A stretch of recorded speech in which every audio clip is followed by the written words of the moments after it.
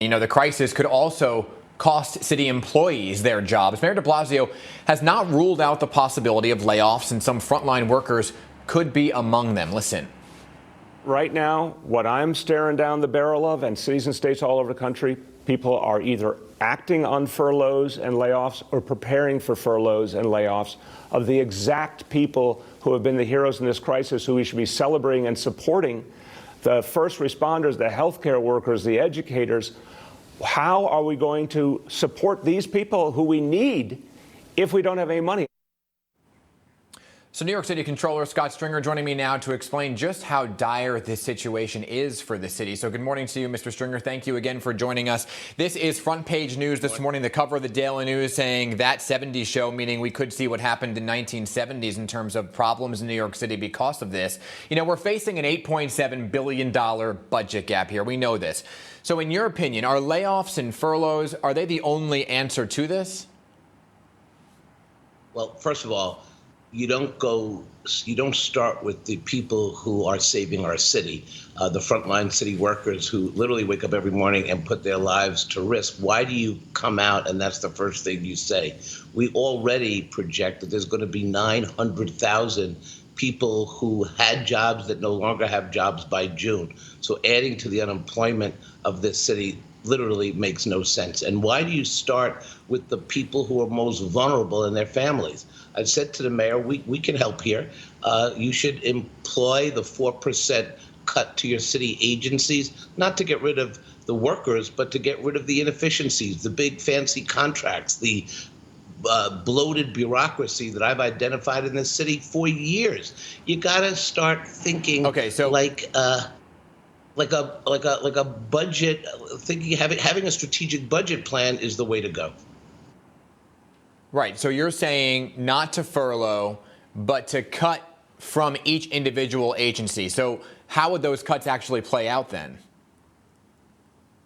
First of all, there's so much bloat and inefficiency in city government because the mayor never, ever did a real PEG program of city agencies. So we never looked for efficiencies. Look at my office. We are cutting 4%, but we're not cutting existing workers. We're going through every efficiency in our office. We've already returned millions of dollars to the city budget. Every elected official should go through this exercise, and every city agency should, because at the end of the day, you don't want to cut the people who are actually servicing our city. And look, the battle here is with Washington. He is right about that. We have not gotten a stimulus that has been fair to this city. New York City gets $9,000 per corona case from the federal government stimulus plan. Montana gets $2.7 million. So we need to mobilize. I don't want to cut you off here, but I want to ask you about a specific question. Okay, so you're saying to cut from the actual budget, but the mayor has said he's trying to do that from each agency. Now, he hasn't gone as far as to say which exact city agency could be furloughed, which essential workers would be furloughed. But you're the money guy, right? You follow the money. If they do all the cuts that you're talking about, and we are looking at furloughs, what does that look like for New York City in terms of city workers? And has it ever been done before? It has been done in a limited way back in 1991.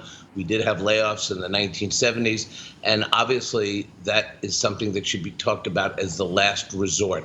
There's so many steps along the way. I think his remarks yesterday were about going from 0 to 100, when there's so many ways that we can stave off what would be, I think, devastating to New York City, adding to the unemployment crisis. And people, honestly, when people said to me, what does a furlough mean? We haven't done it in so long. You just don't wake up in the morning and say, we will furlough people. There's a lot that goes into that. So what I'm saying to City Hall is everybody take a deep breath, look at the battle in front of you. Right now, you got to get every city agency to cut the efficiencies, and then we need a real response to Washington. We got to lead here and make sure that we get a stimulus and multiple resources to fight the coronavirus and restart the economy. If we don't do this, we won't be in the 1970s. We're going to be in the 1930s, and that's a big difference as well. Yeah, some were saying that the threat made yesterday for the furloughs was almost as a threat to the federal government to say, hey, look, we're going to have to do this. We don't want to, but please send us that money. But looking ahead then for you, I've asked you this question repeatedly. And as we look at the cuts and as we look at this possibility of furloughs, I know, hold on one second. what do you think about raising city taxes? I know it is not a realistic solution and something nobody wants to talk about, right? But is that a possibility to make up for some of these shortfalls and make sure that we can pay for things like cops and firefighters? As we have said, and by the way, let me include that we also have a $13.3 billion state budget. There's a proposal to add $3 billion of more cuts to the city. That would be devastating. So obviously everything has to be on the table. People who have done well over the last 10, 20 years economically may be asked to pay more. Everything must be on the table. But right now, I do not believe that the first thing you do in the morning is go after the people who are our frontline heroes. You don't have to attack it that way. What you really should be saying, I believe, is, look, let's look at existing revenues, how to expand that. Let's look at the savings that we have to do more. Let's also look at how we create an economy that's going to work for everybody. And I don't think the end, you don't start at the end, you start at the beginning. The beginning is cut what you have. A lot of wasted bureaucracy. I've done the audits. I know the city agencies, and we have to start there. I don't think you go after the people who are literally leaving their house right now to go to city hospital.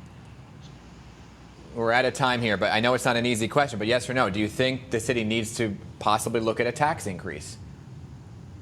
I just said to you, the city has to look at all options. The taxing mostly comes from the state, but at the end of the day, I've said, if we have to do what needs to be done to balance the city budget and protect our city, obviously we're going to ask people of great resources to do more.